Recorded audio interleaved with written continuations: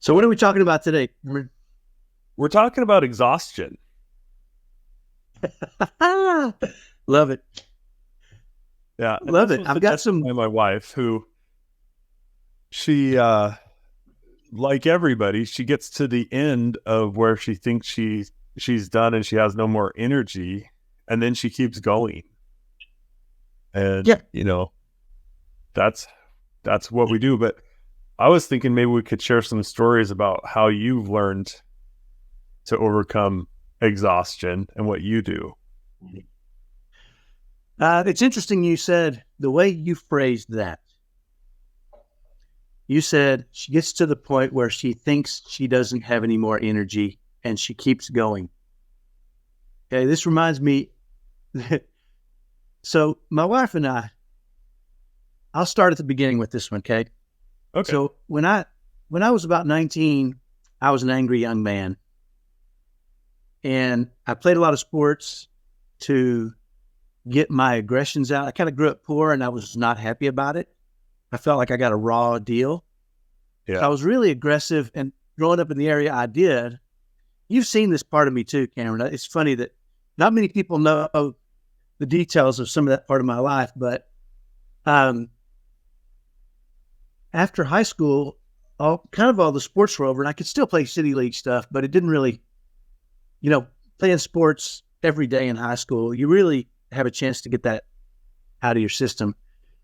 Well, after high school, I had moved out of my house, and I was getting a little. I could feel the energy ramping up, the negative anger, and me against the world kind of stuff chip on my shoulder.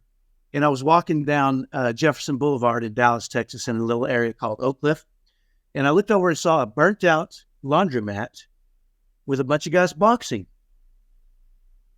And I thought to myself, you know, this is a way to legally try to hurt people without getting arrested. Right? That was my mentality. So I spun and walked in off the streets, and obviously was the only white guy in there.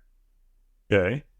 And it was really, I learned so many lessons from boxing. I boxed for 4 or 5 years. The most important lesson I learned is that I shouldn't be a professional boxer, because that really wasn't right. I just wasn't that good of an athlete.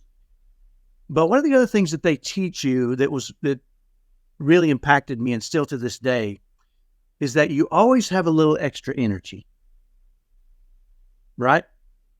And let me give you an example. So when you're fighting and you're punching, right, it takes a lot of energy. There's a lot of stress on your body, right? You're trying not to get killed. Right. You're Yeah. you're really you and you can get what they call punched out. Like, you can throw 10 punches, and I would challenge people to go outside and throw 10 punches, just 10, count them, aggressive Okay. punches. You'll find yourself, your heart rate is way up, you're breathing heavily. It's tiring, right? Well, when you get punched out, your arms get heavy, heavy, heavy. And there's this tendency to drop your hands. Okay. So the coach said, listen, when you feel your arms getting heavy, raise them up. Because if you don't, you're going to get knocked out. And you can always raise your hands. You're never too tired. No matter how tired you get, you're never too tired to raise your hands. You always have what they call reserve energy, right? And I think people don't. Another example is the NBA. There's a 7-game series for the NBA finals. These guys play like they run up and down this court like maniacs for 7 straight games. At the end of it, they have zero energy, as you can imagine. They're exhausted Yeah. unless they win. If they win, they run up into the stands and they celebrate with the fans, right? And then they go out and party all night long. And you're like, wait a Right. minute. Complete. Now, the team that lost, guess what happens to them? They can't even move. They got to go lay in an ice bath for 5 hours, right? Hmm. And so it kind of made me realize at a real young age, I always have that extra energy, right? And Yeah. it became a belief of mine that Ah. I have always, and this is when you said she thinks she's exhausted. I think a lot of times we all think we're exhausted, right? Mhm. So there's a couple tricks that I came up with for myself. And I'll just share a couple tricks with you and let you know that my wife did not buy into this crap for years. She did not buy in for years, right? So one of the things I realized too is that I can be exhausted. If somebody comes up to me and says, here's a check for $1,000, all of a sudden I get a lot of energy and I'm pretty excited. I'm ready to go shopping all day or whatever it is I want to do with that, right? Whenever my problem is solved immediately or whenever somebody comes to me with something that gives me energy, I have energy, no matter how exhausted I am. Now, is it what they give me, or is it my mind changing my energy level because of what I received? Right? So I realized I can decide in those moments when I'm completely exhausted. You know what? What if I just get excited about something? Maybe I just won the lottery. And I can start thinking about what I'm going to do to spend that, right? That will give me energy. So if I can do that on demand, I'm going to do that on demand. Uh-huh. Right? Now, and I've come up against some walls that we'll talk about as we move forward, but I want to know what you think about that. I'm going to stop now because I have some other examples, but I want to know what you think of that. Okay. So what comes to my mind almost immediately is, well, what about the recovery? Because one of the things I watch Sarah do when she gets to that point of where she's drained her tank and she's on reserves, and then she keeps pushing. And, she's a mom. She has to do some things. But then it deteriorates her health and she'll get sick. She'll get physically ill. She'll get, cold, whatever it is. And then I think about the scripture that says, hey, don't run faster than you're able. And I think I'm trying to make it work in my mind because I think all of these principles are true, but there's a prioritization that has to occur in the moment. And you have to weigh, is this going to be worth the recovery? And is this going to be, why? What's that look? I love it. I love it. Keep going. Finish your thought. I'm sorry, because I love where you're going. This is going to lead me right into. Is it worth the recovery? And is it worth the risk of dropping? Because I was pushing through one time. So I'm 6'8". I used to weigh, 385, but when I was healthy, I was a pretty healthy 310 guy, right? And people would ask me to help them move, and I would help them move. And, a piano, I liked moving pianos because I liked that feel of girthing up. And if anyone's ever tried to move a piano by yourself, it's near impossible. But I like that feeling of having so much weight that I had to get everything lined up and perfect and then just girth it up. And I loved that. Well, one time when I was helping someone move, I had gotten past that point of where I was like, man, I'm exhausted, but you know what? We're almost done. I'm going to push through. And I'm holding it was like one of those double stack things that you'd put in your dining room, and my muscles start shaking, and all of a sudden my left hand gives out. Like I couldn't make my hand hold it anymore. And so I swung my shoulder in and caught it. And I'm like, sorry guys, got to go down. And we went down, and I'm like, what is going on? And I could move it just fine, but I couldn't get it to hold something that I should have totally been able to hold because I'd reached that point of exhaustion, kept going, and then it just failed me. And I listening to your story, I'm trying to balance all of those things and prioritize them. So now tell me why you started going. Because when you're lifting a piano, you hit a level of exhaustion. Yep. Okay. You were physically, and you were given a physical manifestation of that. Okay. Completely understand that. You are right, Cameron. No question. Okay. Here's the difference. Okay. And Shelley and I had this conversation years ago. So we went somewhere together one time, and somebody said, is he always like this? Is he always buoyant and energetic and full of?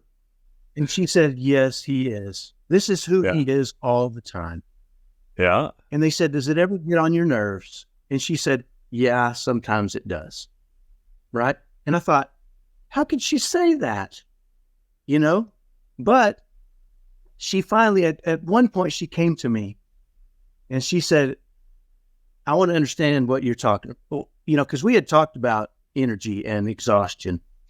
Yeah. And I'm gonna use her words because I think they're more powerful than mine. Okay. Right? Because I can tell you something, and women, especially women who raise kids, would say, yeah, well, you're different. And I would say, okay, right? Yeah. So I've heard that. I said, here's what my wife said. When I said, listen, it's in my mind. I'm not gonna, I don't have time to be exhausted. So I'm going to stand up and go to work. Right. Especially if I'm sitting on the couch and I start to doze, which happens because I do a lot. I'll hop up and go do this shit. There's plenty to be done. Right. And I do it so happily that it re-energizes me. Right. And she said, when I talked to her about exhaustion and you always have extra energy, she said, well, you're different. And I initially said, okay, you're probably right. Well, over the years, she watched me and she knew. Now, here's one thing that would drive my wife nuts. When I would lay down to go to sleep, boom, I'm out. Yeah. She'd say, how can you fall asleep so fast? I would say, because I'm exhausted.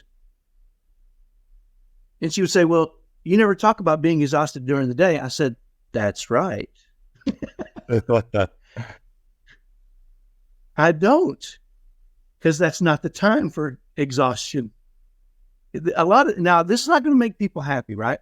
Well, sure. I said, okay, talk to me more about this. I'm open to this, right? And I said, well, a lot of us create identities for ourselves, and that becomes our identity. Now, if you're the kind of person that gets exhausted from doing things during the day, raising kids, washing dishes, folding clothes, that is your identity. You are going to be exhausted. And that is a belief that's going to be hard to overcome. Yeah. Right? And get what? Thoughts, here's the point. When somebody tells you I'm exhausted, that's the thought, right? That thought creates that belief. I'm exhausted. I believe I'm exhausted. That belief creates action. That action creates habit. That habit creates identity and character. Okay? I remember years ago, I was running my own business and I was tired. I was running a business, raising kids, being a husband. I've always prioritized husband and father. So I'd never let that fall, but I also was running a business, right? And I was exhausted. But I never agreed to that until I laid my head down and it would make my wife mad. Initially. Yeah. Okay. She's like, how could you fall asleep so fast? Because I am now, I can admit I'm exhausted. I can lay my head down. I heard somebody say one time, I can sleep when the wind blows, right? Yeah, I love that story. And the idea is, when the idea is if you've done everything if you're trying to accomplish all the things you should during the day, you're okay going to sleep at night. You know, you're right. So I never admitted to being exhausted. I never talked about being exhausted. I would never, if it crossed my mind and I thought I'm tired, then I would immediately trigger, go to work, find something to do, stay busy, go ask my wife how I can be helpful, go run and play with my kids, right? What happens is, and I think it's when I was running my business, I worked with a lot of other business owners who would constantly tell me how tired they were. And it became their identity. It was like this badge of honor. Golly, I'm so tired. I'm a business owner. I'm a badge of honor. And you should be impressed with how little sleep I get and how hard I work. Be impressed with my exhaustion. And I don't buy into it, right? I never did. I never said anything. Sure. But I thought, you're not any tired than I am, but I don't think you're helping yourself here, bro. I'm not impressed by your exhaustion. Mm-hmm. Everybody else is competing with exhaustion levels. All these business owners are talking about how little sleep they get. I don't give a crap. I don't want to hear that. Right? Now, does it happen with moms? It happened with my wife.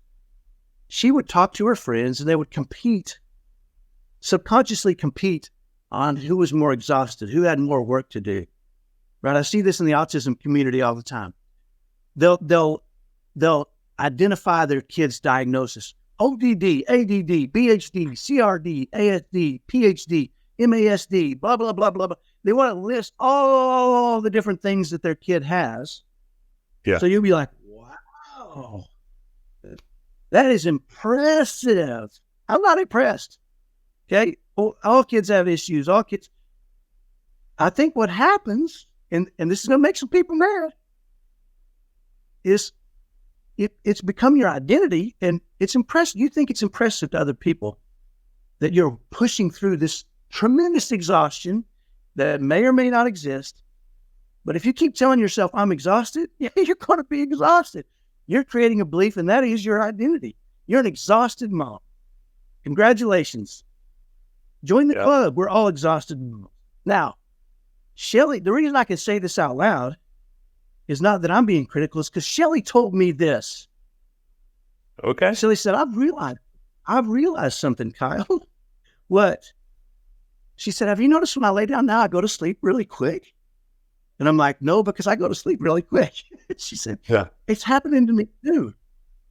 I said, why? She said, because I am no longer admitting that is not me anymore. That is not my identity. I'm full of energy. If I feel like I'm getting exhausted, I find something to do to keep me busy. I keep rolling. I don't admit that crap. It doesn't help me. It's like a self-fulfilling prophecy, right? Now, you talk about recovery. We all need recovery. Yep. Hopefully you get 6 to 8 hours a night of recovery. That's when you recover. Okay? That's when you recover. It's designed that way. Now, some of us, by the way, for years and years and years, my son wouldn't sleep at night.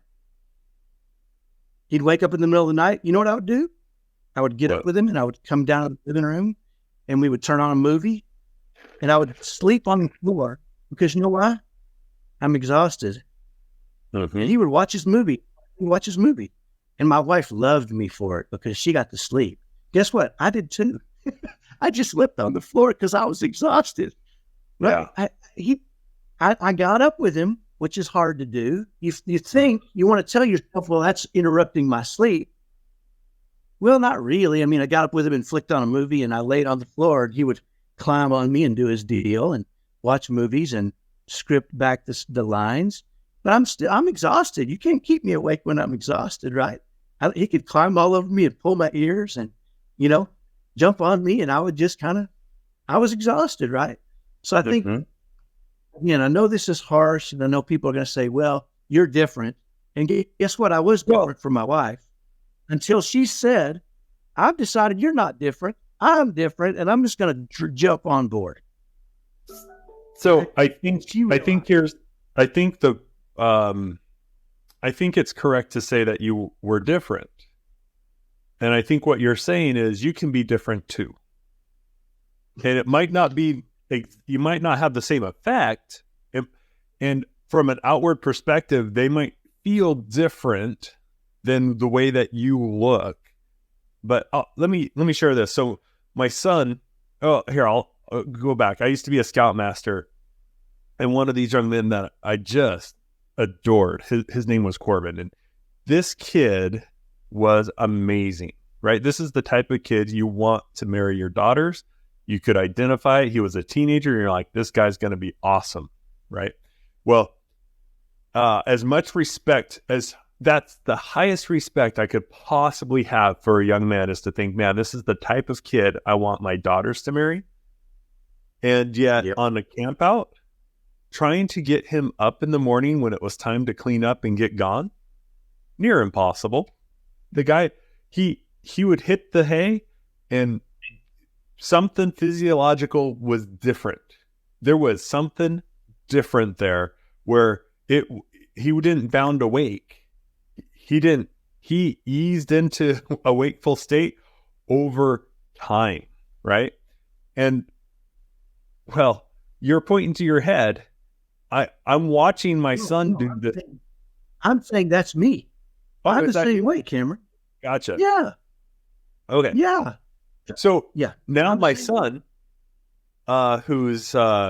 he has great ambition, lots of desire. Once he's awake, man, he hits it. He goes and he goes and he goes. Transitioning from wakeful state to sleep state, very difficult. Transitioning from sleep state to wakeful state, man, there's something where when his body is not moving, it's really rough for him to cognitively get alert and get into his typical state during the day. So I'm with you. We started doing this thing where, hey, you know what? So in the morning, we have to leave the house. And then it's like almost everything's okay. And we're just experimenting, right? We don't know for sure what's going to work, what's not, but we're trying to change the state, the physical state, so that the mental fog, that cloud of being not alert and not making decisions for yourselves can get pushed aside. So there's something physiological as well going on, and everybody has a different degree. But I think the attitude is something that we can all work on. And I bet you, even if you have a great attitude, it can become even better. And if you have a horrible attitude, just think, wow, if I just make a little bit of change, how much more will I get? What kind of feedback? You said something. I wrote this down. We honor the state of exhaustion. Because we celebrate it. We celebrate it. We do. Yeah. Me too. We're both exhausted. We're great people because we're exhausted. It's almost like it's a badge of honor, right? It's just, and I don't really get it. I don't know how that helps me. It's like saying, hey, we're both really picky eaters. Yeah.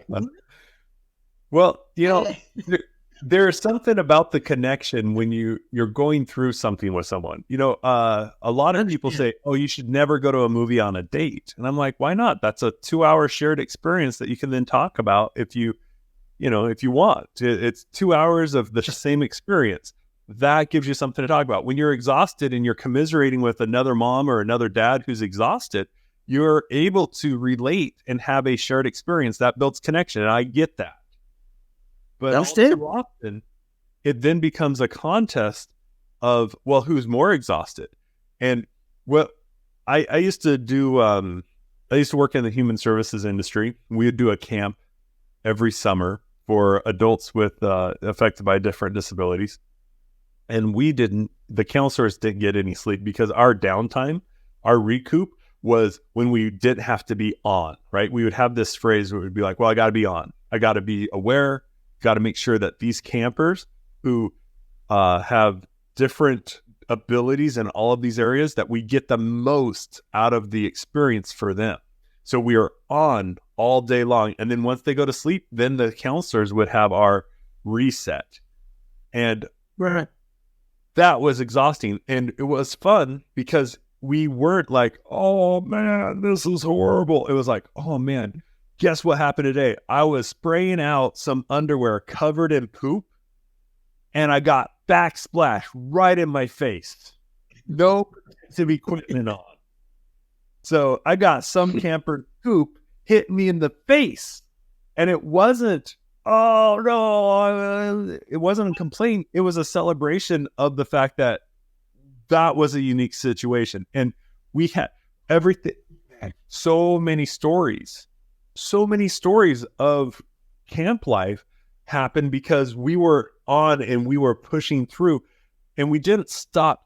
And it was recharging to share our stories because it was fun and it was funny. As soon as it got to where it was negative and it was like, I just can't, no, that the whole energy level was just sucked all the energy out of it. And you could see this happen with some of the adults because we were in our young 20s. I was in my late teens, young 20s doing these camps. And some of those in their later 30s, they would be like, I can't believe this happened. And you could just see it on their face. Like, oh. And they could not recharge. And by the end of the week, they were done. By the end of the week, I was tired, and I would sleep for a couple days. It was great. But Sure. that attitude, the commiseration and the connection through shared experience, that's valuable. But if you do it in a negative light, oh, now you're in trouble. You're going to lose all that energy and your life is going to stink. I'm so exhausted. Yeah. Why would you ever say that out loud? Here's a tip. Don't ever say it out loud, number one. Number two, once you hear yourself say it in your mind, say, you know what? What can I go do that'll keep... Because if you're exhausted and you sit down, you should go to sleep real fast. Right? If you're exhausted, you should sit down and your eyes should close and you should be out. If not, go do something. This happened to me yesterday. Happens to me all the time, Cameron. I get 5 minutes, I'll go sit in that lazy boy chair and my eyes close. Right? And I'm like, oh crap, I don't need to take no nap, because if I take a nap now, I won't sleep tonight. There's a time for me to succumb to that exhaustion, right? I don't nap. Napping is not for me. I know it's for, well, that's fantastic. I mean, different people have to do things different ways. And all I know is my own experiences and what I've shared with my wife in this case. But I hopped up and went and did the dishes. And then there's some clothes upstairs that need to be brought down and thrown in the wash. And then I realized, shoot, I haven't washed my car in days. So I grabbed my daughter and we went out and started scrubbing down one of the cars, right? And the whole point is, I just kept myself busy, right? And by the way, I started having fun with my daughter, and my energy level went back up. And then last night at 11 o'clock, I was sitting in my chair and I fell asleep. I woke up at 2 a.m. Right? I went upstairs and jumped in bed. Right? The point is, I think, is step one. How do you overcome it? And by the way, for those of you who don't know, and you probably do by now, I'm a single dad with 2 kids on the spectrum, with teenagers in high school. So I got 4 kids at home. I work from home, try to do a lot of stuff, get a lot of stuff done. I could probably be as tired as anybody. Somehow or another, every time you talk to me, I seem to be all right, don't I? That's probably why your wife asked. She said, "How seems to always be so full of energy?" Well, yeah, because a lot of it is my identity, right? It is my identity. Can someone change their identity? Of course. By the way, I say, of course. Why is it so obvious to you that you can change your identity? Because isn't your identity who you are? This is just who I am. Because I was a freaking angry. I would have just as soon knock you out as have a reasonable conversation with you, Cameron, at 19. If we can't change, then we are jacked, man. You know what? If you think you can't change your identity, you are jacked, by the way. You're okay. Well, I can't do it. You're different. This is what my wife used to say. Well, you're different. Okay, I'm not going to argue with that. Sure. But I am going to let you watch. And if you ever decide you want to talk about it, we can. And she did. And she said, you know what? That's not helping me. Right? Being exhausted is not productive. It's not helpful. And I can't do things in a spirit of love when I'm exhausted. It all becomes about me being exhausted. It's for Shelley. Now I'm talking in Shelley's words. It's a selfish thing for me to be exhausted. When I got things I got to do and kids I got to raise, and I can't. Shelley one time wrote, she created what she called a 90-day self-care program for herself. And she called it When You Got No Time and You Got No Money. And that describes a lot of people. Yeah, I came home one day. She was just grinning from ear to ear. And I'm like, what's going on with you? She said, I got a plan. I said, you've been pretty bubbly the last couple of days. She said, because I'm working my plan. I said, what is your plan? It's for me. You don't get to know all my plans, right? I'm like, fine. I'm happy to see you happy, energetic, bubbly, extremely. My wife was always happy, but she was extraordinarily happy, right? And after a while, she started telling me, and you've heard me say this, Cameron, when the mood is good, it doesn't matter what's happening in your life. Right. Everything's going to be okay. Yeah. But when the mood is not good, everything can be going perfect and you're running down a bad path. Right? a lot of it is mood. And so what she did was she said, okay, I got no money. I can't leave. I can't do self-care by leaving and going on a 2-week trip and escaping my family. She couldn't even go for one day at this point because my kids demanded so much. They were young, right?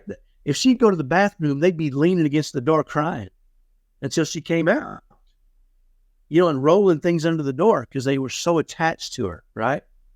Yeah. So she created a 90-day self-care program for when you got no time and you got no money. And she went through this little program on her own, and it changed her. She said, when my emotions and when my exhaustion and when my frustration becomes more important to me than my love for others, I got a problem and I got to really work on that, right? And so she made it a point. She said, okay, tell me about your brain. What are you thinking? When you say to yourself exhausted in your brain, how do you manage that, right? You kind of like we talked about before, you create triggers for yourself. For me, I go to work. I stand up and do something, right? Because you always have that extra energy. Again, you'll know, Cameron, when you get to the moving a piano and your arm gives out. Mm-hmm. Completely different than what you're talking about on a day-to-day basis. Okay, we're not moving pianos. We're raising kids. Now, I know I'm talking a lot, but with all that being said, I have experienced the other side of this recently. Okay. And I'll share with you what I learned from this experience. When Shelly passed away,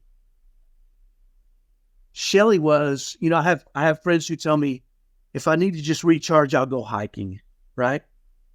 Or I'll go golfing, or, maybe women will go shopping, retail therapy, right? When they need to recharge, Shelly was my recharge. Mm-hmm. Right? When I started feeling like the weight of the world was on my shoulders, or I was feeling getting down, I just go to her. Right? And she was my recharge. So after she passed away, not only was my best friend and my wife and the mother of my children ripped away, my recharge was ripped away. Right? And I found myself, I think, maybe feeling some of the things that I think sometimes it gave me some insight into maybe how moms feel, or maybe how others feel when they're just exhausted, right? Because the emotional stress of that experience, the worry for my kid's future, all these things go through your mind, and that emotional stress can be absolutely terrifyingly exhausting, right? And so I realized after a couple of weeks that I was almost incapacitated by the emotional exhaustion. Okay. And I thought, you know what? I can't keep doing this. My emotional exhaustion is more important to me than my love for my kids right now. And that's I went and read Shelly's 90-day self-care program that she had produced. Yeah. And I said, I've got to create a plan to manage this. I have to have a series of tasks. It's kind of my cost formula. What's the challenge, objective, strategy, tactics? I needed tactics that I could do on a consistent basis to fight off this emotional exhaustion, to manage my emotions better. Because emotional exhaustion hit me like the piano. Right. Right. I think if we don't manage and I think this was Shelly's issue, she had to learn to manage her mental emotional, when you're emotional in your mind, it can create exhaustion. So she had to learn, and I think that's what helped her was the 90-day self-care program helped her to manage that emotional part of it that was tearing her down, right? Her thoughts it was started in the thoughts, and they were getting away from her or into her emotions, right? And so she had to do that, and luckily created that. And some strategies that she had created that I dug into and was able to customize them for our family. And it brought me out of that emotional exhaustion, right? And allowed me to start creating tasks, doing work. And that work not only could it fight off that emotional exhaustion, it could compensate for some of my worry. I could say, I'm doing everything I can. I have to let the chips fall where they may now, right? I mean, you do everything you can, and then you let God do the rest. Uh-huh. But if you're mired in your exhaustion, you're not doing anything and it doesn't feel good. And it's a spiral. So you almost have to step away from it and say, I got to get active here. I got to do something to address. You talked about this, and this is a touchy subject for you, but you wrote your son's obituary. Yeah. And it freed you because that was some emotional pain and exhaustion you were struggling with. And it was tiring and exhausting, right? I know when you told me the story, I'm like, I could feel it weighing on you so heavily that it had to just be beating you up, right? Mm-hmm. But once you took action and said, okay, I got to be a dad. I got to be there for him. This needs to be more important. My love for him needs to be more important than my own. Well, let me actually share with you, because I've thought a lot about this, and because first off, I recognize it's completely strange to accept the fact that your son's likely to kill himself, and to just accept the fact that there's nothing you can do, and then to mentally go through, okay, so if there's truly nothing I can do, because no matter what, even in we had him hospitalized over 5 times, and I say over 5 because I'm pretty sure it was 6 or 7, and I can't remember the number, but we hospitalized him. Even in the hospital where it's protective custody, there was still a chance that he would be able to end his life and he would die of mental illness, right? So for me, this concern and this worry, the constant trying to figure out what else I could do, when I finally got to the point where I was like, okay, so I can't prevent this. I can do a lot, and I was going to do everything I could, but I can't guarantee that he wasn't going to die of mental illness. So for me, I was like, okay, so then what? If the worst happens, then what? And I was like, okay, well, then I'm going to have to plan a funeral. And I'm going to have to figure out how to tell people that my son had passed away I wanted to do it in a respectful manner that could be also helpful to others. And so I thought a lot about the language. And then it went from that shift of, okay, let's just pretend it happened. It went from being a victim of something I had no control over, that I had no ability to prevent, to something, I can take action. And so I started to figure out the language. I talked to my wife. She was not a fan of this at all, right? She did not want to deal with if there was nothing we could do, there's got to be something we could do. And I recognize that. So this is something I had to do internally. And then I said, okay, we're going to plan the funeral. Started thinking about what he would want others when he's in his best state, what he would want for others. And so, okay, he would want this to be a topic. He would want us to thank his friends who helped bring the joy that he had in life to the forefront of his mind and helped him experience so many experiences. So I was going to make sure I thanked his friends. And then I was like, well, if I'm going to do this, I should just go ahead and write the talk I would give at his funeral. And so I went through and I hit all the things. And once again, went from being nothing I could do to, okay, I'll accept that no matter what I do, there's still an element outside my control, to what would I do afterwards. And I've thought a lot about it because I don't know how healthy this would be for most people. Because I'm not a healthcare professional by any stretch of my imagination. And I can't help but think that for some, this potentially could be debilitating. It would do the opposite of what it did for me. Because Sure. So I went through and I did that, and it was so liberating for me to go, okay, so now I can just do what I can. And I know how I've done the hard thing. In my mind, I pretended, I imagined, and I had the emotions of what would happen if my son died by his own hand. That was awful. But the planning and the preparing and reflecting on how I would communicate and what he would want, once again, when he was not suicidal, when he was not in the depths of depression, battling for his own life, what would he want for others? And it became a very liberating thing. That changing from being I have no control into something purposeful, and then accepting it and going, well, I can't control all of these things. It's like the serenity prayer for anyone who's in part of a 12-step program, right? Right. Help me let go of the things I can't control. Help me do the things that I can and know the difference, right? That was Right. very, very powerful for me.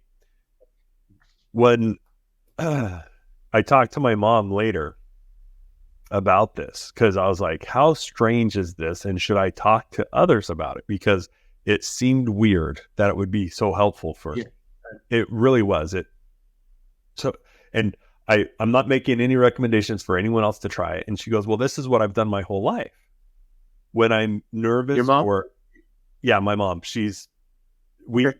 my brothers and I, we call them life lessons, and they're in the hundreds. Right? That's life lesson 432. She has life lessons, and one of them is that you take the worst case scenario and you imagine what it would be like if it happened, and then what you would do to deal with the consequences of that happening. And then you can set it aside, because you have a plan. You always have a written plan. Things happen once and then you have a plan. This is our flow chart mentality. Okay, what would we do? All right, now we have a box to open if that thing happens. We don't have to worry about it happening because we have a box. We have a box, it's on our shelf. We can open it if the worst thing happens. But otherwise, we don't have to worry about it because it hasn't happened yet. But we have a plan if it does. Right. And that's what she's done her entire life. And it's what she's taught my brothers and I to do, which is to, okay, if it's the worst case, come on, there's got to be a worst case. It can't get any worse? What? Okay. Right. So for me, the absolute worst case for me is that my son succumbed to the mental illness and he died. Spiraled my wife into mental depths of depression and she dies. And my family, my other 7 kids, all are affected by these 2 events. And there is a huge potential of additional mental health issues for the other 7. Okay, so Sure. For me, connection with deity. I start embracing, and what's funny is it helped me start embracing when I didn't need it, but start embracing deity, recognizing that there is a higher power and he loves us and he cares about us, and it's not just my kids, they're his kids too. So recognizing that, then leaning into, okay, and if this happens, what can I do to help Sarah? Because that's going to be the hardest. And thinking about all the things to protect her from this horrible thing that potentially could have happened. And I put a box around all of these things and I prepared. And the weird thing is, once I've gotten to a certain point, then I started being able to move again. It's like I cleared enough room that I can start to physically move. And that life lesson from my mom of deal with the worst, put it in a box and set it aside because you have a plan. You don't need to open the box unless it happens. Has freed me from the worst thing I could possibly think of. And it's not my son passing away. It's my son passing away and then my wife passing away. So that's where I got to. Now, I don't, talk to your healthcare professional or someone else that you trust before you try it, because it is painful on a level that I'm sure it's worse in real life, but the worst case rarely happens. And so what I experienced in a micro experiment or a thought experiment was agony. And I don't recommend you do that if you're not prepared to dig yourself out of it. Yeah, that's a great point, Cameron. Here's, when you describe that process, I think what you described to me, and I aspire to this as well, right? Is when your emotions and fears and worries become so important that you can't be the stabilizing force for your family, you're all suffering. Yeah. And what you did was you had to put yourself through, right? You had to put yourself through that to become the pillar that now your family can, and that's what you want to be, right? You want to be that pillar. Again, I've told people this, and this, let me start by saying, if something we say offends you, that's not the point of this, really. I'm going to go back to our disclaimer. Listen, we're just a couple of guys, right?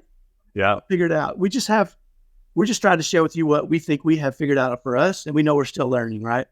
Yeah. But I want people, I don't want my life to be destroyed by anything. And I don't want my kids' lives to be destroyed by anything. And that could be death. That could be disaster. That could be tragedy, right? I want people to look at us and say, that's how you manage that. That, and I want my kids to look at me and say, that is what you should do. And I want them to come and say, how are you doing this? What are you doing?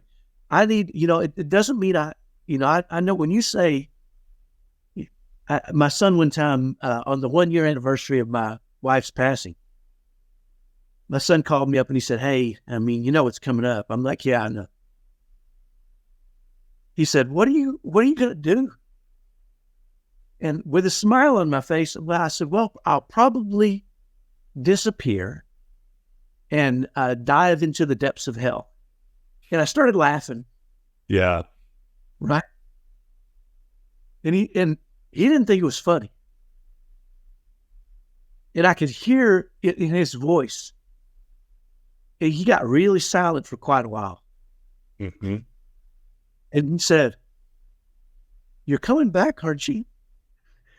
That's what he said, right? And I said, yeah. Oh, yeah. I said, no, you have to understand, Alec. I've got to face this storm occasionally. Yeah. But I'll face it. I know I'll face it with strength and courage and turn to God. I ain't going nowhere, bro. Don't you worry about that. Right? I said, but you should know there are times when you have to, and you just described to me, you have to dive into the depths of hell. You have to go there. Right? And let it, and feel it, and make sure you have, God is with you. Yeah, make sure you take a lifeline. Otherwise, Make sure you take right? Because what what we're not suggesting is you can push it down and never address it, right? That's not what I do, right? Yeah. What I do is create a plan and act on that plan and work at that plan. And there are occasions where, but I like to plan those moments. Mm-hmm. Okay. I want to take some time and escape and be alone. Nobody else needs to see that. Right. Right. But I do need to feel that. It's something I have to face that storm occasionally. And I'm going to face it with strength and courage and with God by my side. And I'm going to come out the other side. But living, we all have to visit. We just can't live there, right? Yeah. And I think if we go back to the original conversation, exhaustion, mm-hmm. hey, we all visit, right? It's not something, and it's not something to subconsciously celebrating. Okay, hold on. I think I just learned something, and I don't know if this is true yet, but let's talk about this if you don't mind. Yeah. You can visit states of exhaustion because you need to address the fact that you're where your capacity is, right? And if you just ignore it, you're going to drop a piano or you're going to drop a piece of furniture. You crush your foot. Right? Yeah. Yeah. And then you might do some real damage that then your recovery is not just at night. It's the hospital visit, a doctor, cast, x-rays, whatever. And I am being metaphoric, right? I'm talking about physical, but I'm talking mental here. It's okay to visit exhaustion. And perhaps, based on what you just said, it should be a planned visit with a beginning and an end. And for you, it sounds like your plan was, you know what? I'm going to plan my exhaustion for bedtime, and then I'm going to plan my end of exhaustion date when it's time to get up in the morning. Yeah. And I'm going to talk to Sarah about this because I watch her and I'm in awe at what she handles and what she goes through and how she deals with life. And she feels like I'm like, man, look at all that success. And she's like, looks at the infinite list of other things she could do. And she goes, look at all the stuff I should have done. Yeah. And I think that's a trap. That's a Satan trap. A devil Satan trap right there. Satan. So maybe it's okay. So here, I'm going to tell another story. Okay. I was the president of a volunteer organization. We had about 150 members, and I came in just as we were combining two groups that were fairly independent and had to do cohesion. I love team building. It's one of my passions, right? I love it. So when they asked me to do this, I was like, yes. And then they were like, and we need you to do these things. I was like, no. And they were shocked because normally when they ask you to do this role, they give you a list of things to do. And most people say, okay, yeah, I'll do that. And I said, I have to do a lot beforehand. So I pushed back. I said, give me a couple weeks. Well, I got into we started working really well. And this was right before COVID. Then COVID happened. We did so much volunteer work. It was wonderful. It was just an edifying experience. Then at the same time, my life started falling apart. My nephew died of mental health issues. My other nephew attempted to end his life. My son got his mental health balloon. You add enough pressure to anybody, and the weakest spot's going to give way. Right? Jordan Peterson talked about that. Right. So his mental health balloon squeezed and compressed so much that it gave way. We started to have to deal with some of those things. And then my wife had surgery. I had an abscess in my lung. I was on a call with Brock, good buddy. You actually know Brock. Yeah. I'm on a call with him and I start coughing and I start coughing up blood, right? And in the movies, you cough up blood and then you die. So he's on. That's And then I would be scared. It was all these things started happening. I started losing weight, which is great, except it was because I couldn't eat, couldn't drink. I had a hiatal hernia that had twisted, and I had a blockage. All of these things started hitting my family. A kid breaks her back. Another kid in a serious accident breaks her back. Overwhelming, and I got bogged down. And I started to experience depression. I didn't experience anxiety. Normal anxiety levels, but depression, I started to experience. And I'm the head of this organization. We were in a meeting, and you said something earlier, and I said right, but I actually want to disagree. You said no one else needs to see it. I think that was just hyperbole on your part. I do think it's important that you share the depths with some people, because this organization.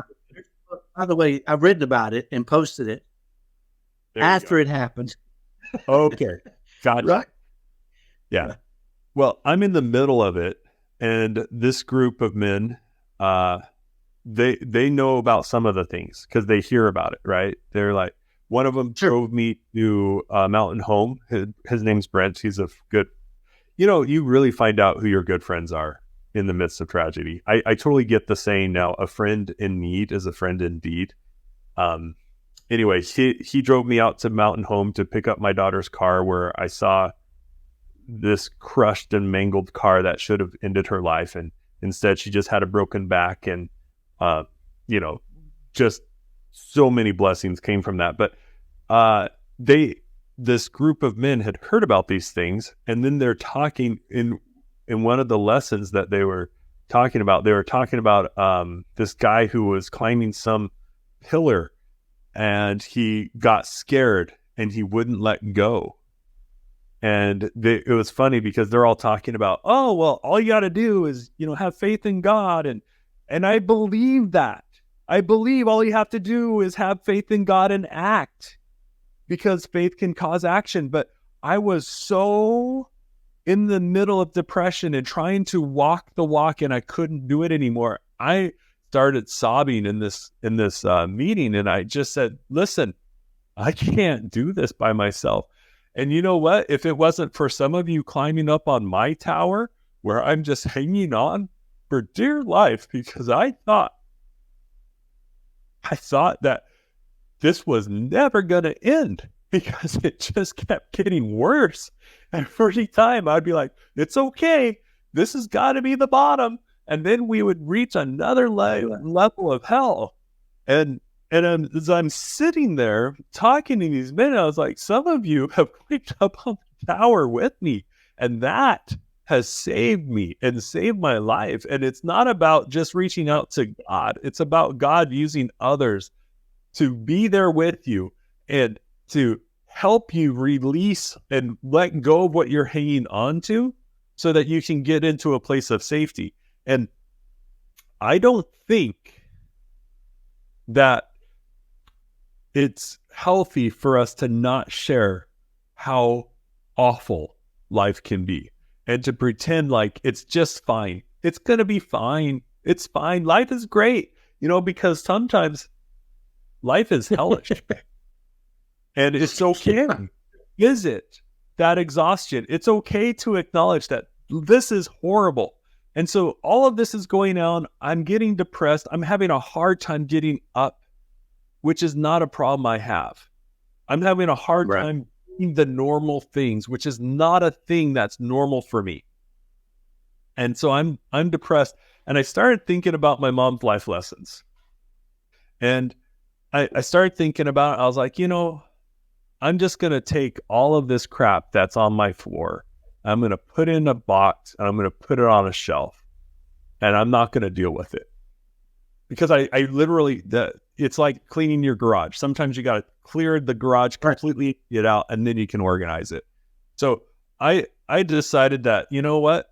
I'm just going to take all this stuff, scoop it into a box, put it on a shelf. And for me, it's extraordinarily visual. When I say a box, I visualize a cardboard box. I put the stuff in it. I close the box. I visualize putting it up on a shelf. I visualize doing that, and then I leave it alone. And I started to come out of the depression. Now, my wife is like, I don't think that's healthy. You're not dealing with all of the stuff you're putting in a box. I was like, I don't know how to act. I don't know how to live if I have to deal with all this stuff on my floor and in my room and in my mental capacity. There was so much stuff, I couldn't live life. And so I started doing this, and then she's like, but what happens if something you need to deal with? I was like, well, what happens is that box falls onto the floor, dumps out, and I see all the stuff, and then I put it back in and I put it back on the shelf. And she goes, will you go talk to a great therapist, a great counselor? She goes, would you go talk to him about that? I was like, sure. And so I go talk to him, and he's like, well, that's interesting, right? No commitment. And he goes, that's a coping mechanism that seems to be working, and I was like, yeah, he's very, very good. He's an excellent one. It's hard to find him. And then he says, I would make one suggestion. As you're shoving all the stuff into your boxes, pick it up and look at it and decide if it needs to be dealt with right now, or if it's okay for it to be. So I just added this. So now I'm like, does this need to be dealt with now? Because, paying the bills, you got to deal with that now. Right, right. Other things, mowing the lawn, you know what? There are weeks I'm like, you know what? The lawn doesn't need to be mowed right now. I can put it in a box to defer that maintenance and put it on a shelf. That extra step makes it much healthier. And I'm so grateful that my wife was like, that's not healthy. Go get some advice. Because now my process, instead of just ignoring it on the shelves, instead where the shelves get so heavy, the whole thing collapses and I have a big mess again, I deal with those things that have to be dealt with. And then I'm able to prioritize and put other things into boxes onto a mental shelf and then live life. And that experience, I visit it, I acknowledge it, and then I end it. I don't just wallow in the mess. I say, okay, I'm taking it and I'm setting it aside. And I love what you said about it's okay to visit. You just don't live there. And I'm going to talk to her about perhaps scheduling time for exhaustion. And I know that sounds funny, but I got to figure this out. We have to figure this out. My wife and I, we deal with a lot, like a lot of parents do. Sure. She just had surgery. Get this, Kyle. Finally, they took her tonsils out because she would get strep throat all the time, right? And it's supposed to be that you get your tonsils out and you don't get sore throats and strep anymore. Right. You're not supposed to. Yeah, the week after she recovers, she gets sick. Now she's on an antibiotic for the same thing that this is supposed to prevent. And it's just like, really? Okay.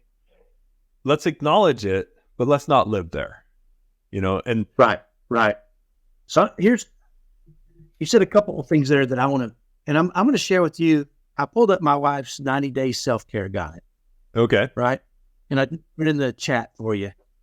But I want to read to you something that she wrote she didn't write it. My wife didn't write, but she would talk to me and I would write it and I would say, is this it? She'd say, yeah. Right. So I want to read to you what she said. And you said a couple of things. I want to start before I read this by saying, way too many people are afraid of compartmentalizing this stuff. So they wallow. Yeah. I don't want to push it down too low because if I push it down too low, it'll explode. So they just wallow in it all the time. Right? Like that's healthier. Right? And I'm going to suggest, no, you can't. And I'm going to read to you what my wife said because I think this describes it well. She said, let's see here. If the devil can get the mother, he can get the family. She said she read that a few years ago and it stopped me in my tracks. I decided right then that I couldn't let the issues at the center of my difficulties get the best of me and ultimately the best of my family. I think sometimes God makes us aware of things going on in other people's lives because really he is hoping we will notice that we are doing those things too. Of course, we should empathize and connect with them. But instead of just that, I became more aware of myself and how easily I stumble and get off track. I also realized something even more revealing. This is what the devil wants. He wants us to be distracted. He wants us to have too much on our plate. He wants us to be stressed and overwhelmed. He wants us to be stuck in the hustle and too busy to pay attention because that is how he creeps into our mental health, into our faith, into our homes, and into our families.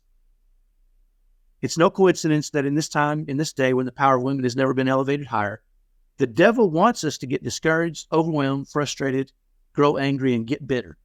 Why? Because he knows we set the mood. And if we can inspire our families, our husbands, and our kids, we can basically create the generation as an incredible force if we set the right mood. But if we set the wrong mood, it's not good. Does this sound like what we're talking about? So I committed to doing a few things. I committed to step away from distraction and overwhelm. I committed to step away from unnecessary stresses in our lives. I committed to setting a good mood, especially when things didn't go my way, and the results have been incredible. Right? And the whole point I think she's trying to make there is, you and I had this conversation about good versus evil, right?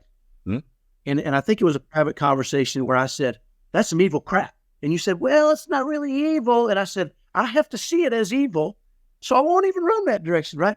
And I think what it is let's lead you to goodness and to God, or away from goodness and away from God. Okay? Now, some people would say frustration, exhaustion. That doesn't lead you away from God, does it not? I don't know. Ask yourself really, how do you act when you're exhausted? What do you do? What is your mood? How do you feel, right? When you're frustrated, when you're discouraged, those are things that will lead you away from goodness. It's hard to be headed towards goodness when you're frustrated. Again, we can discuss this. Where we disagree, right? Because that's where I Yeah. turn to God. And sometimes God gives us the opportunity to be so humbled and to hit rock So bottom. what you just told me is exactly what I'm saying. If you feel discouraged, you turn to God, Okay. right? You don't stay in that discouragement and keep running down that discouragement path. You don't stay on that path. These are triggers for you. That's what I'm saying too. I see. Okay. We're all going to have those feelings, right? We're all going to have those thoughts, exhaustion, right? We're all going to have discouragement, frustration, anger, bitterness. We will all have those thoughts. Yeah. The question is, what do we do with them? Do we stay there? Do we play in them? Because if we play in them, it takes us, what you just told me is it's a trigger that helps you turn towards God, right? Right. Now, if next time I say I'm really exhausted, you say, you know what? I'm going to say a prayer for energy, and I'm going to go do something, and I'm going to turn to God and say, God, I feel exhausted, but I don't want to be that person. I don't want to be exhausted. Give me a little energy. Help me. What can I do to rejuvenate myself? To pretend I'm not exhausted. We all have that reserve energy, right? We all have it. It's not. I'm going to go back to what Shelley said. It's not we can't celebrate. It's not a badge of honor. Yeah. Right. We're all going to get exhausted. That's okay. That's what happens when you work hard. Even when you don't work hard. Those movies where they like start comparing scars, you know, they're like, oh, look at this one. Oh, and I took this one out. Oh yeah. Well, look at that one. Yeah. My cousin, by the way, had 6 feet of scars because he had everything physical wrong with him. Well, now that you said that, I'm going to measure mine, and I'm going to come back and try to outdo it. Well, yeah, you know, he had like a lung transplant. I mean, I'm making stuff up, but he had issues with his lungs. He had hip replacements. He had so many surgeries. It was astounding, right? And he was funny about it. So on his gravestone, on his marker, it says, "It ain't a ham sandwich." Well, it ain't a ham sandwich. And that just became his thing. When something would go wrong, he'd be like, well, it ain't a ham sandwich. And then he would just move on, right? He would acknowledge it. And that was his thing. 3 areas, for me, I think I'm taking from this that we should identify when you're feeling exhausted, what are those things? One of these 3 areas you can start to do, and maybe it's a mix, but connection with God, connection with others, and connection with self. And the risk is, if you choose connection with self, like, make sure that it's actually working and not just reinforcing the state. And I've seen this a lot in 12-step programs where you do an inventory and you forget the next step, which is to then talk about it and get rid of it. They'll just wallow in the misery of where they're at, and they don't even clean up their side of the street, so then they can, give the rest to God. Connection with God, that's cool. Figure out what that works for you. I have what works for me. Connection with others. One of my things is my mom, and my when I'm like trying to figure things out, I'll talk to my mom. She is non-emotional. She helps me process. But if I really, really want to solve it, then I have to get intimate emotionally with my wife. And it's vulnerable, and I have to pick the right time because I don't want to take my load and add it to hers. But you talked about how Shelley was your recharge person, or what did you say? Well, how did you describe her? Yeah, she helped me recharge, but I got to be clear on that, Cameron, because I'm the guy that didn't believe in in sharing everything with my wife. Yeah. There were intimate emotions and details about my life she never knew, and I don't think I would have ever shared with her, right? Not because I did, obviously we had a top 1% happy marriage, but I know I'm different here than a lot of people. I would rather figure out my stuff on my own, right? Me and God. Mm-hmm. And what I want to do is I want to figure it out, come out the other side, create a plan with God's help, come out the other side. And then I don't mind sharing that information, right? And writing it up and posting it out there. There are things that Shelley learned about me because I wrote about them. Interesting. Yeah. Because, and then maybe this is just the uber masculinity part of me or something, or I never wanted, now this is going to come across as wacky, man. Okay. But I needed me as a pillar, right? And I'm very, very, very, very, very, I can think of once in my life where I told her how much pain and struggle I was in. Once. Right? And probably compare that to the 50 other times I just figured it out and went about my business and stood strong. Right? Right? And then wrote about it for other people. Yeah. And again, I know that's different because I might be more sufficient. Sure. Than a lot of people. Right? Well, and I think I probably am. Yeah. I think you just identified the thing. Everybody's going to have a different way to apply one of the three, but you do need a connection with someone. Right. I don't think it's possible to live life isolated successfully. Right. So right. I agree. And just so you know, I try and share things with Sarah, but I'm very careful and I'm very careful with the amount of detail. And twice in my life, I've talked to her where I've come to some conclusion spiritually, my connection with God. And I've just let her know, hey, I'm going to be trying to become more spiritual on purpose. So there are things I'm going to stop doing, and it's different. And I did that so that she was aware. So when I chose not to do things that I've done in the past, she wasn't like, well, why not? I could just say, remember, I'm trying to become more spiritual.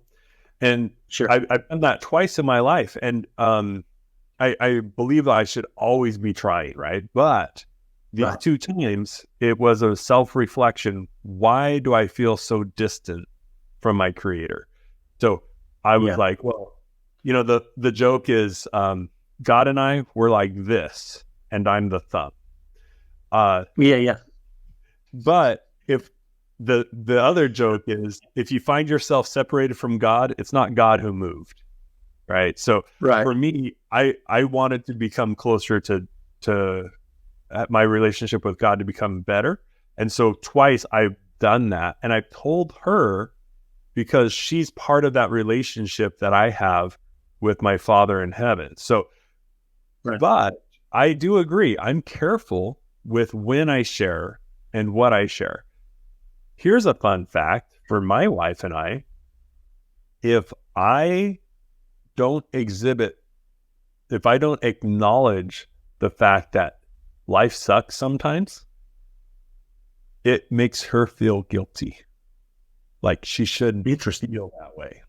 So by me just going and visiting for a time and just being, that's awful. Oh, terrible. Whew, that's rough. And have some compassion. I got to be careful not to have empathy because otherwise I get bogged down too. And then I'm like, all right, so here we go. Now what?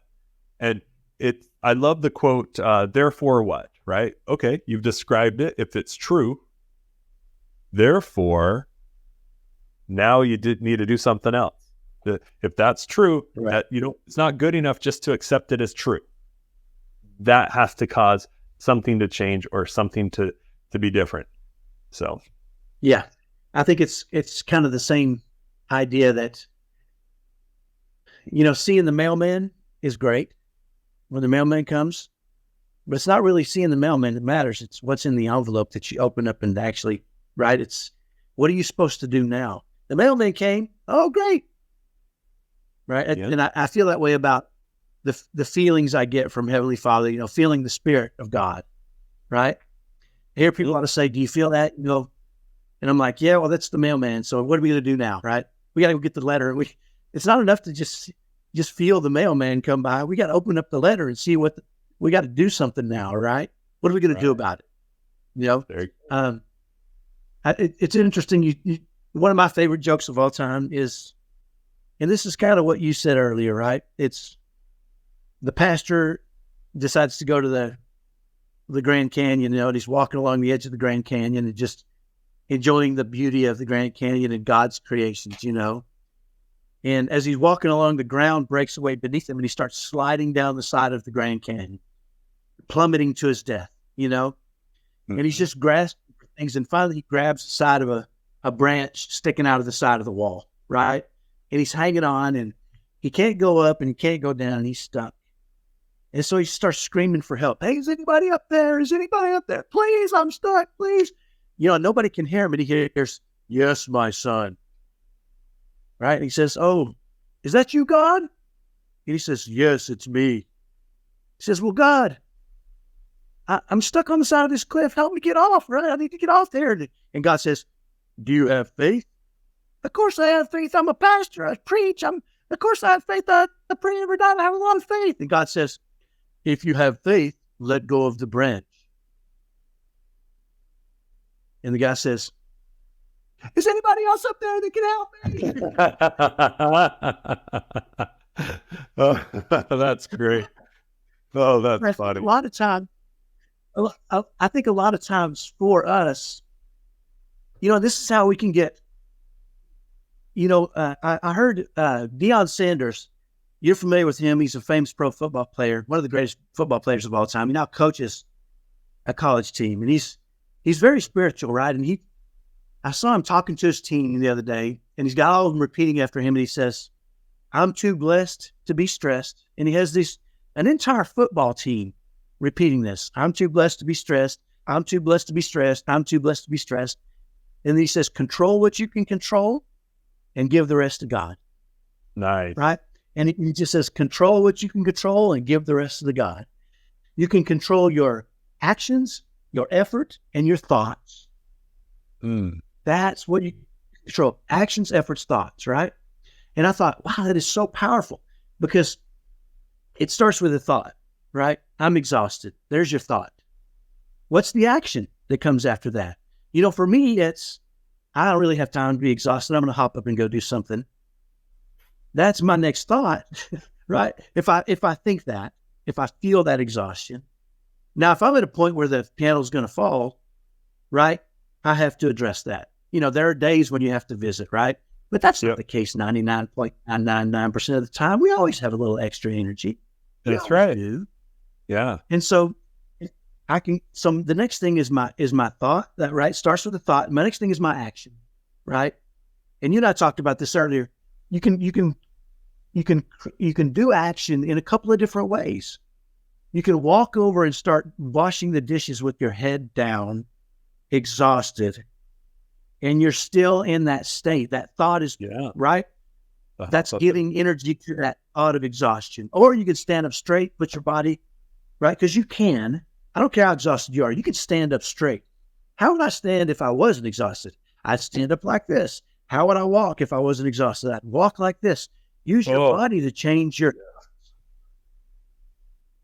Okay, right? That was the truth. Hold on. Okay, I'm gonna come back. Okay, and then when you walk over and start washing the dishes, you stand up straight. You do it with energy. You do it with happiness. You talk yourself, right? And maybe you sing a song to yourself, your favorite uplifting song. I don't care. You have things, right? Yeah. Pretend you just got a check for $1 million. See what that does to you. I bet you'll stand up straight. I bet you'll wash dishes happy. Fake it if you have to, right? I'm not saying don't acknowledge those things. I'm just saying there's a time for it and there's a time not for it. All day long, every day is not a time to be exhausted, right? Yeah. Eric taught me this more than anything. Okay, I don't get to have a bad mood with him because if I do, hell breaks loose. It might be 2 a.m. in the morning, and if he screams in his room, Guess what I don't get to do? I don't get to hop up and go in there. What is it now? Because you know what happens if I do that? Everything goes crappy. So you know what I do? I sit up in bed. I'm exhausted. It's 2 a.m. I sit up straight. I put my body in the right position. I stand up straight and I say, I got this, right? I put myself mentally and physically in the right state. And I walk in there and I say, are you okay? What's going on, buddy? And I talk him back down, right? And then I get him in a good state and get him back to bed. And then I go back to bed and I'm exhausted. I fall right back to sleep, right? And if I can't, guess what I do? I start doing something. I mean, maybe I'll get up and write or whatever it is, you know. After Shelley passed away, I couldn't sleep. Right. I mean, I was sleeping 2 or 3 hours, and I would wake up, and it was overwhelming for me. And I was exhausted. And you know what I did during the day? Nothing. The same crap I've always done. Nobody knew. You know why? I didn't play that game. I thought, if I can't sleep, that's my time. If I can't sleep at night, it ain't happening. And eventually, you know what happened? I started sleeping at night because I was so freaking exhausted. Cameron, I read books on how to sleep, on how to fall back asleep after Shelley passed away, because emotionally I was a mess, right? Mentally I was shook. Yeah. At one point I remember kneeling on the side of my bed and just praying to God to help me sleep. And I fell asleep praying. Oh. Right? And I woke up 2 hours later with my knees aching. I got to bed and I couldn't sleep.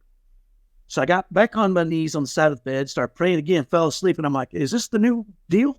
Do I have to just kneel and pray every night till I fall asleep? And you know what? For a while I did. Yeah. I did. I would fall asleep in prayer. I had about 4 pillows down there, so it was really squishy. I mean, I knew it was going to happen, right? And then I got to where I'd kneel in my own bed so I could at least roll over. I mean, it was just crazy. But the whole point is, I don't really have time for that. Now, and that's my identity, right? And I'm busy.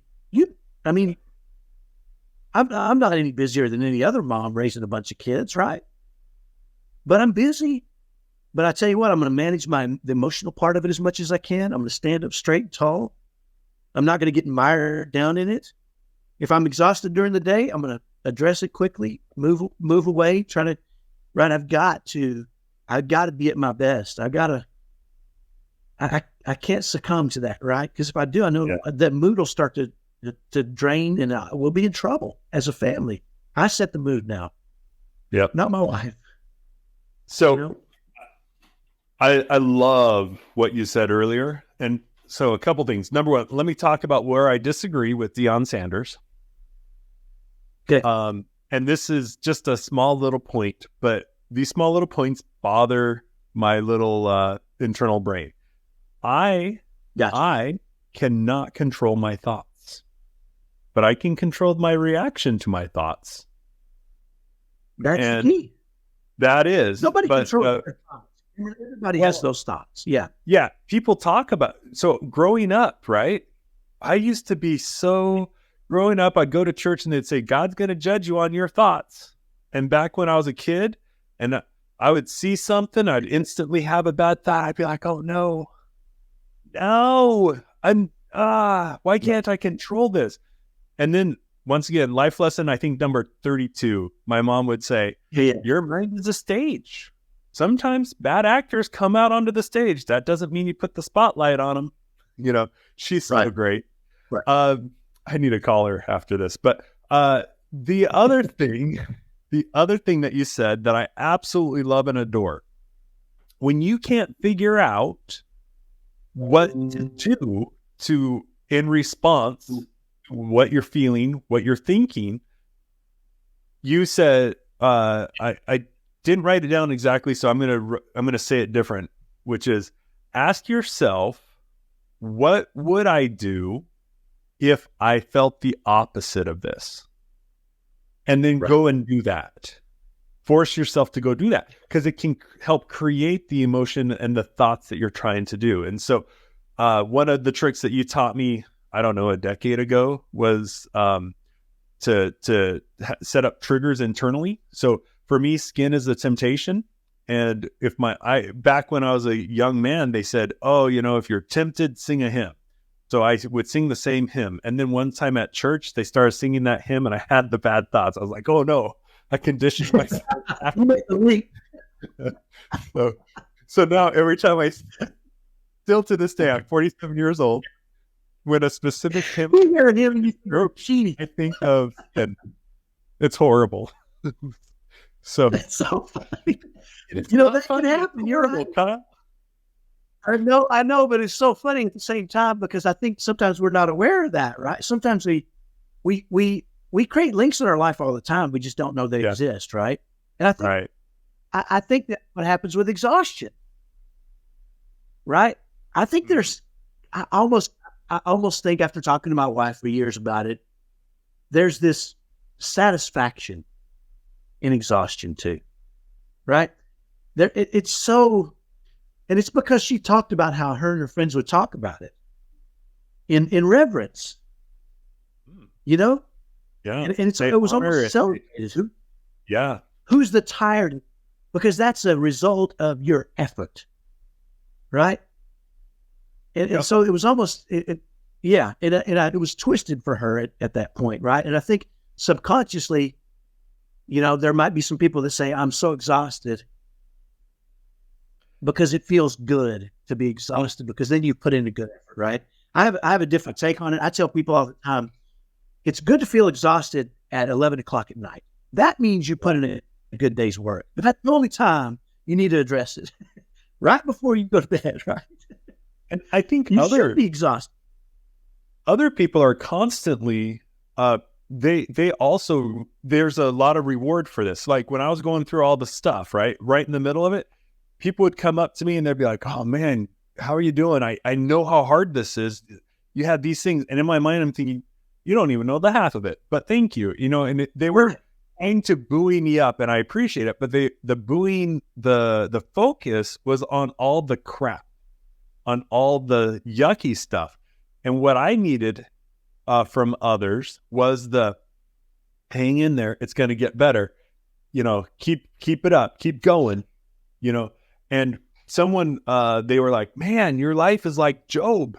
And I was like, yeah, I know kind of the story of Job. So I reread it. And so this became my response because it kind of became a theme at church. People were like, oh, you're having a Job moment. I was like, hey, Job was a rock star. Okay. I am not Job. Sure. My wife has not told me to curse God and die. And all right. That one of my favorite scriptures. Yeah. Curse God and die. Because, we believe in eternal marriages, right? So what is she really saying? She's saying, hey, I hate this situation so much. I don't want you just to die. I want you to, on your way out, to guarantee you're not going to be up in heaven because I don't want to deal with you in this life and in the next. Curse God. She was done with it, wasn't she? What a piece of work she was, right? Yeah. How deep, it's almost, she would almost have to do it in defiance of his faith, right? Yeah. She couldn't go up to him if he was struggling, right? She'd almost have to say, "This crap, your faith ain't working," right? She would almost have to turn on him to say that, right? Which is really interesting. I've never thought too much about it, but I can't. And I guess there are times where you feel like that's what your wife wants to tell you, at lower points, right? And not those words, but yeah, you're kind of stupid, right? Your wives will they want to say things to us because sometimes we do some stupid stuff and make some stupid mistakes. And sometimes, when my wife said that it gets annoying that I'm so happy all the time and buoyant, it hurt. I thought, well, why don't I just go into be moody and just give you a piece of that for a while, right? I thought, what's the alternative, Yeah. It kind of hurt. It was my curse God and die moment, I think, But I realized ultimately,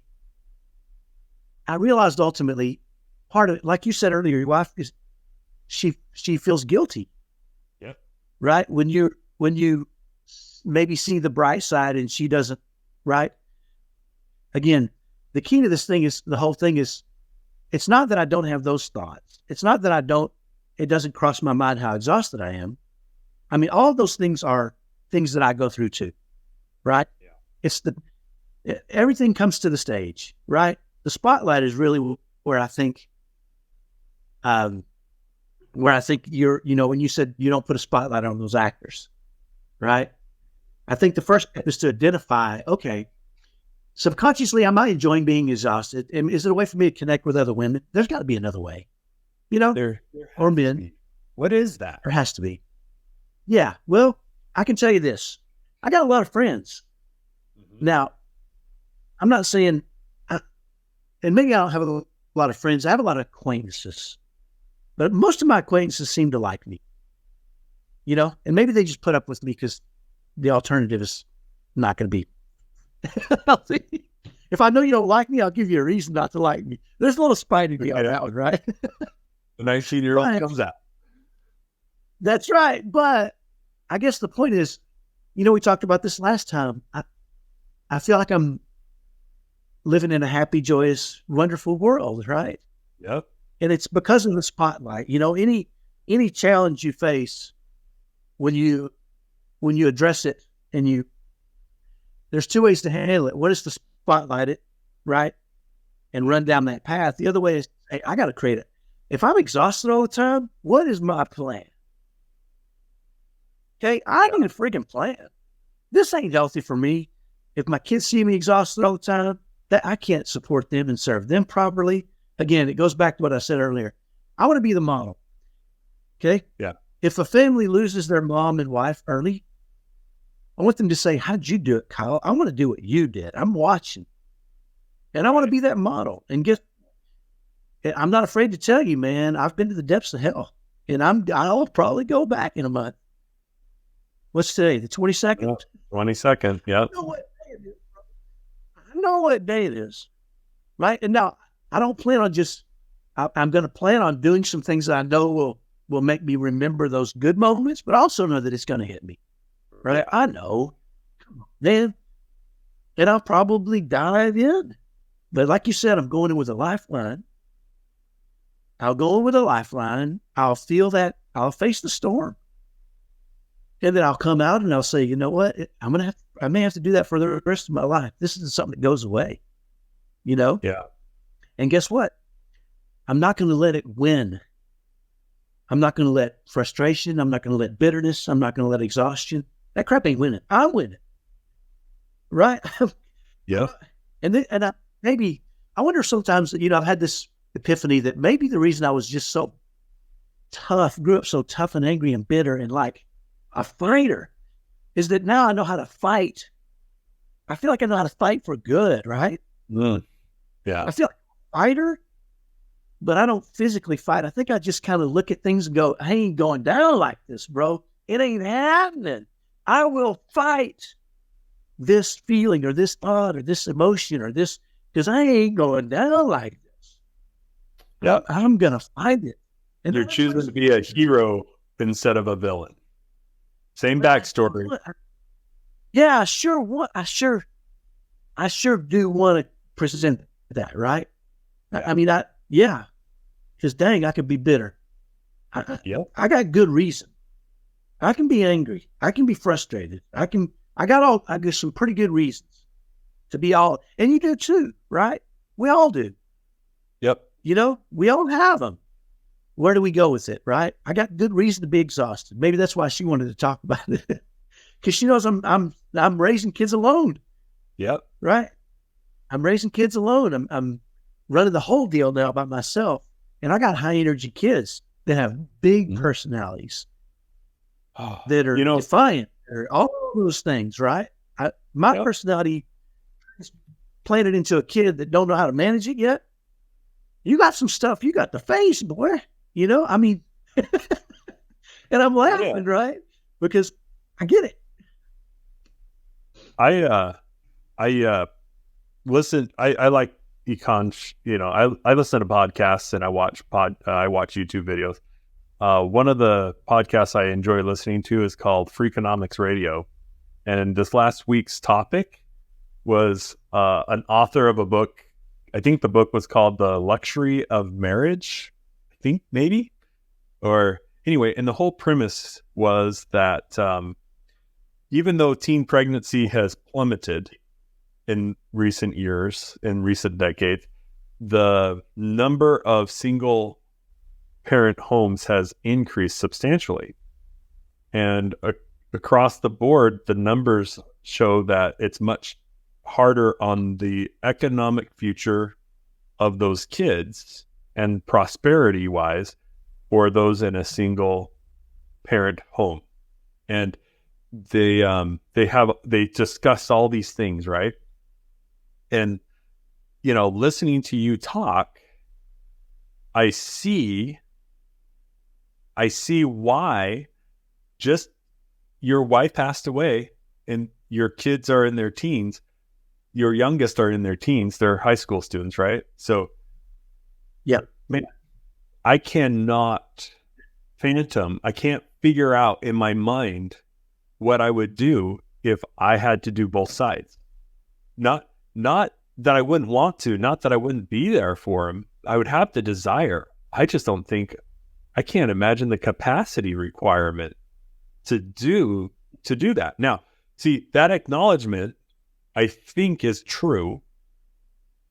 So for me, I'm going to start figuring out what I can do more right now just to help out. But what's interesting is I think what that could turn into if you were a wallower would be like, oh yeah, you're right. I don't have the capacity. All of a sudden you become the victim instead of the hero. You don't even become the villain, you become the victim of the circumstance. Anyway, I got a plan, by the way. If it ever does happen to you, hit me up. I got a 12-page written plan. Okay. I'm prepared with my flow chart, and one of the steps on it is to talk to Kyle. Bro, I've had, Russell Brunson. Russell Brunson owns ClickFunnels. It's a really big company. Years ago, I want to say, when I first moved here, maybe in the first 3 years I was here, probably 12, 13 years ago. Yeah, you got his book. I dropped it off at your house. That's right. I appreciate it. Where's you? So I was at the community pool, and Russell Brunson had a really good friend that he would spend a lot of time with. And his really good friend walked up to me at the pool and he says, hey, Russell and I were talking about this subject. And you seem to, just because of the way you seem to handle things, you seem to have figured out. And I said, oh, well, I appreciate that. He said, is there something particular you do? And I said, yeah, I got it written up. You want it? He said, what? I said, I had it written up. Do you want it? And he said, I would love it. And so, when I got home, I emailed it to him, my written plan, right? Well, probably 2 years ago. Remember, this is 13 years ago, right? And both he and Russell came back to me and said, dude, this is the bomb, man. I'm following this process. And I said, you know what? You did the right thing. You just came to me and asked, right? And I had it. I said, the cool part is you followed it. Well, 12, 13 years later, Russell reaches out to me and says, hey, I can't find my copy of that thing. And I want to refocus on that. Can you send it to me again? I said, absolutely, brother. And I sent it to him, right? But the whole point is, you mentioned this. Sometimes we're not the first ones to go through this stuff, right? We're not the first ones to be exhausted. I'm not the first one to lose his wife. My kids aren't the first ones. There are people that have succeeded afterwards and other people that haven't. Yeah. And one of the things that I did do is I talked to 20 or 30 people. Your wife was one of them, by the way, who lost their mother at a young age. Right. And you didn't even know it. I was interviewing your wife while we were out to dinner one night.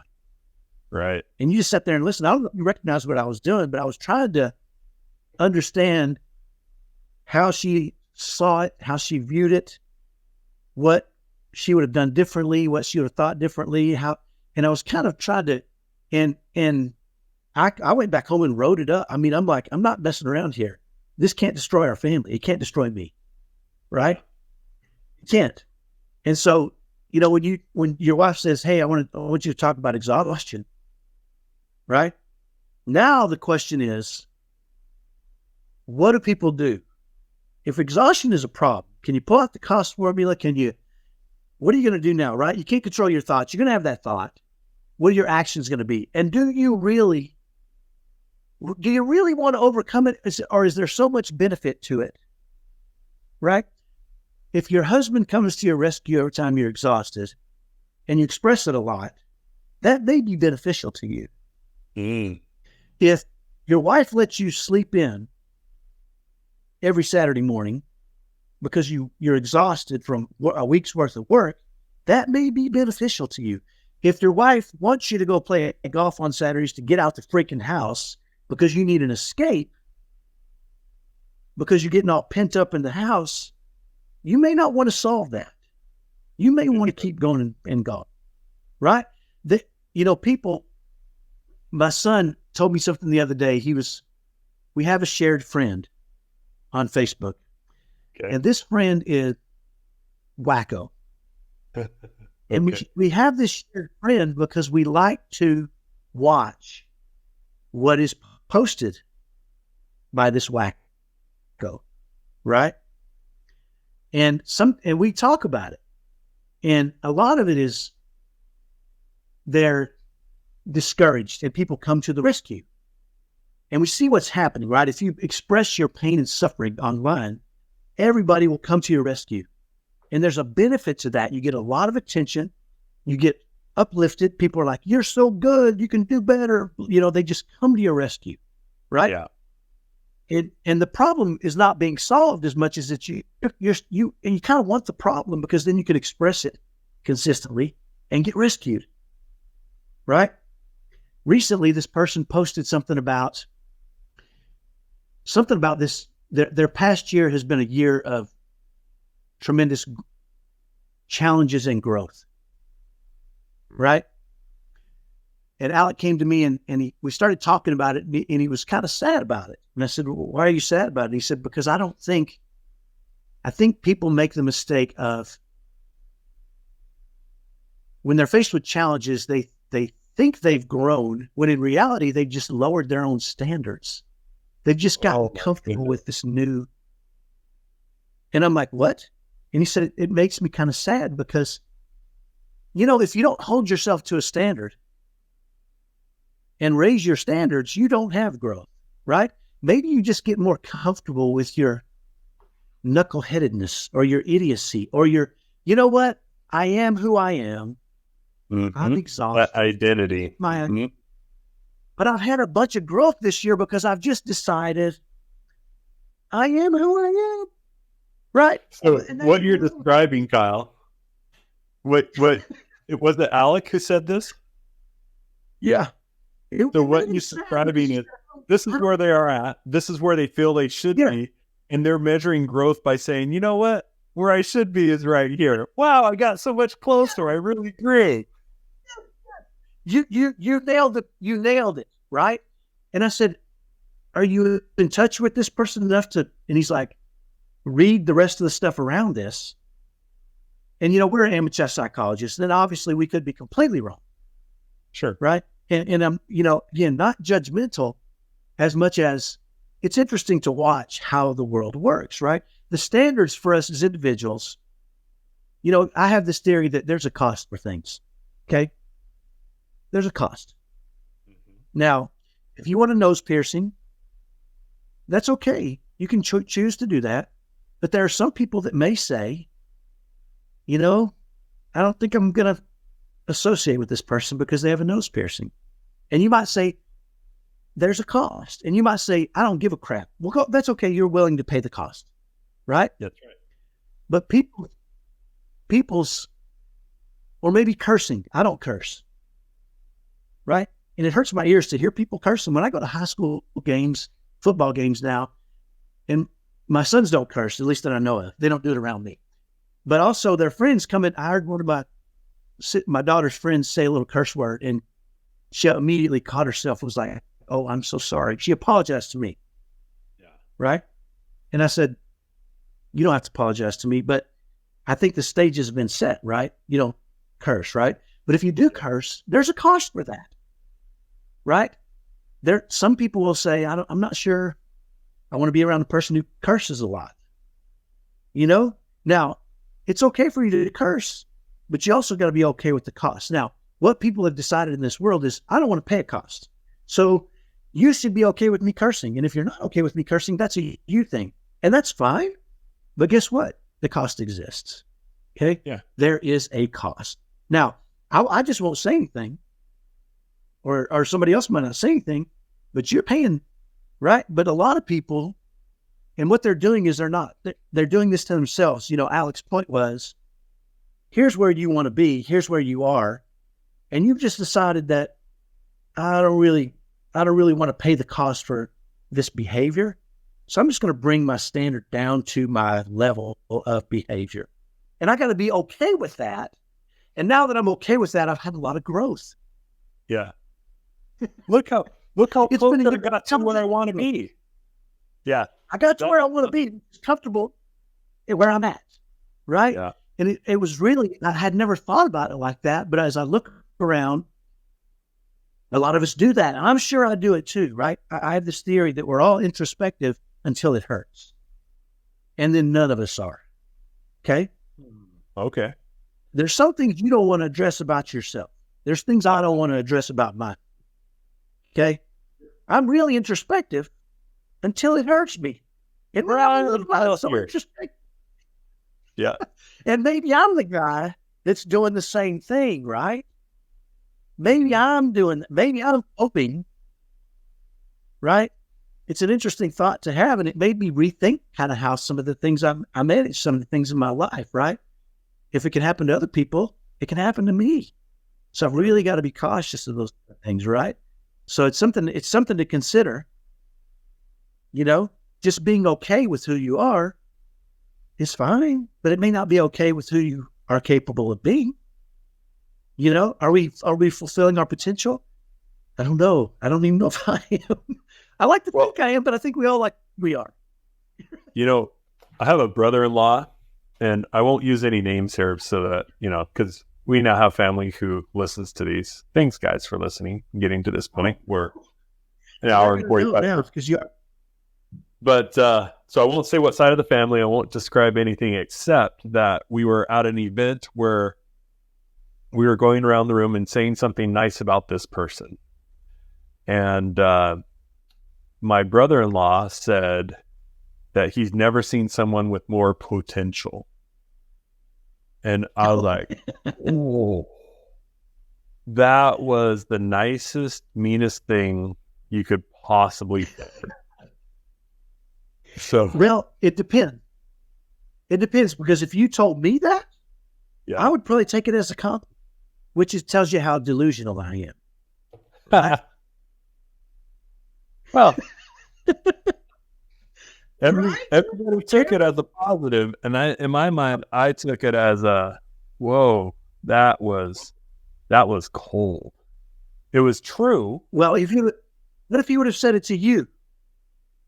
I would have been like, where should I put my efforts? What are you saying?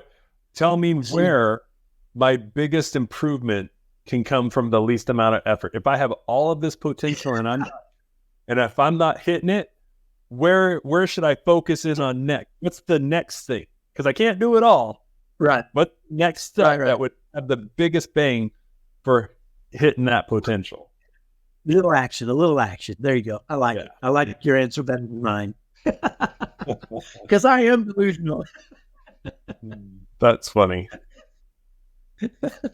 Well, Cal, we've done it again. We've talked for an hour and 50 minutes. And now we need to summarize. What am I going to take back to my wife so that she doesn't need to watch all 2 hours of this podcast or video? How do we summarize this for her? What would be the Cliff Notes version of how to deal with exhaustion?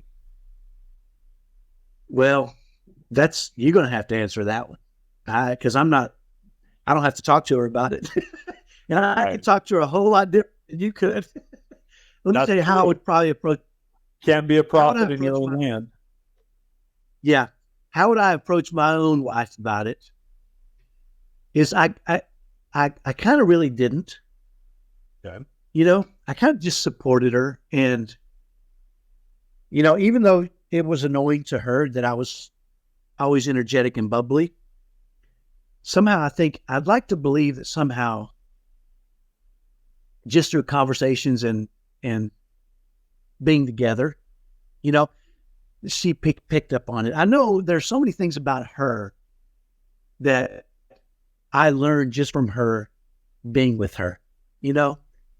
I mean, just listening to her talk, listening to the way she managed the world made me a better person, right? I needed to come towards her in a lot of ways. You know, she saw the beauty of the world. She created beauty in the world. And so I think I really don't know. I mean, if she goes back and watches the whole thing, that might be the best thing because she can create her own takeaways and you can talk to her about what her takeaways are. That might be the best thing, right? We're still talking though right now, so she's going to see this too. Give my wife who had another 2 hours of stuff to do, right? That's yeah. It's one of those things that's not going to happen because they're more important. My wife never listened to my yeah. So you know what?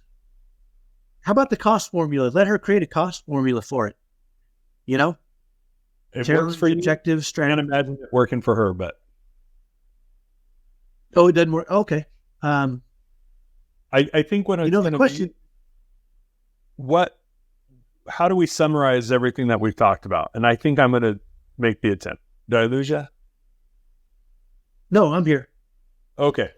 So one thing we did talk about that I wrote down, and I'm just going to bring it up. There's a couple people in our congregation, when Sarah goes to talk to them, it's a relief valve, and she gets better after talking to them. One of them is, her last name is Jensen. The other one is Nelson. She talks to them, comes back feeling much better and ready to take action. So some of the things I wrote down that I'll share with her is it's okay to visit, but you don't live there. Perhaps schedule the time. If you're trying to figure out what to do, think about what you would do if you were feeling the opposite. Oh, I like it. Emotional stress is you should concentrate on what the next step is instead of all of the infinite things that you potentially could do. Just decide on the next thing and just focus on that and get moving. You know, when I was in the car accident and I had to go to physical therapy, I was like all stiff and I wouldn't move, right? And they just had me start twisting and it exhausted me. I was like, what in the world? Just twisting is exhausting? And they're like, yeah, you stop moving. You'll never get better unless you move. And so then I start moving, then they added exercises and stretching. But sometimes the first step is just get moving. Yeah. So. Yeah, I agree. I like those. I like where you're going with that. That's pretty good stuff. I did put in the messages my wife's self-care book. I printed it out while we were talking, so I'll give that to her. Yeah. And it's really cool. That'll resonate with her because it's from Shelley. Yeah. There you go. Scott, I can tell that you did the formatting and you got it out there, but you can feel Shelley in there. And I even said that at the beginning. I said she wouldn't share it with me. I finally got her to share it with me, so I wrote it. But this is her, right? Yeah. She actually did it in a little notebook. It wasn't as formal as what I did, but I realized pretty quick how powerful it could be. Now, it does go against what most women like the idea of for self-care. They like to leave. Oh, yeah. They like to get away. They like to go somewhere else where they don't have to think about you or the kids but she couldn't, right? And so that's why she did it this way. When I tell women, hey, this is funny, I share this with a lot of people. I say, hey, you want to copy my wife's 90-day self-care? Oh, they're thrilled until they read it and realize it has nothing to do with leaving, escaping, getting away, running away from the problems, right? Going out with your girlfriends, taking a vacation. That's what they all want, and I want it too. Right? I want it too. But this is more powerful, I think, long term, because you can do this on your own. This is something you can control, right? Actions, effort, thought. This is really something you can do without ever leaving. which is really powerful to me. And I think that's what it's all about for me, right? I'm not trying to change my circumstances. I'm just trying to live within them in a better way, right? I mean, I'm not trying to leave, escape. I'm not trying to run away from the fact that Shelly's gone. I'm just trying to live really good in this deal, right? Your kids aren't all of a sudden going to be great kids. You're not going to flip a switch and they're going to stop doing what they do, right? Now, and I'm not saying they're not. They're probably great kids. My kids are great too, right? But they still do what kids do. Sure. You're not going away. Stress of the world is not going away. The stress of being a mom is not going. The stress of being a dad is not going away. All of that crap is not going away. I don't care how hard you try. If I give you $1 million check tomorrow, you still have the stress. That's right. You know, you think, well, that money. Well, I mean, people have freak out.